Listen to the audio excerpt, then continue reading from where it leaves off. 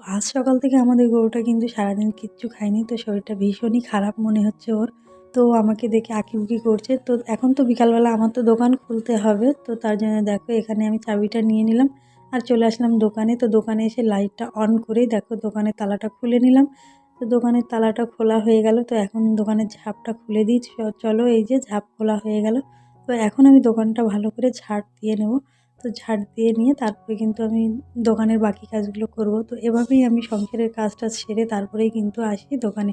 তো এইখানে দেখো অনেক ময়লা পড়েছে যেহেতু রাস্তার পাশে প্রচুর ধুলো পড়ে, তো সেগুলো রোজই এইভাবে মোছামুছি করে নিতে হয়, নাহলে প্রচুর নোংরা দেখা যায়। তো এই যে এইভাবেই আমি ঝাড়া পোছা করে নিলাম। তো এখন দেখো কিছুটা জিনিস কাটতে কাটতে দেখলাম দুটো হাড় নষ্ট হয়ে গেছে। তারপরে একটা চুড়িও দেখলাম ফাটা বেরিয়েছে। তো আজকে প্রচুর লস হয়ে গেল। কিছু করার নেই, লসও হবে লাভও হবে, ব্যবসা থাকলে এরকম হয়।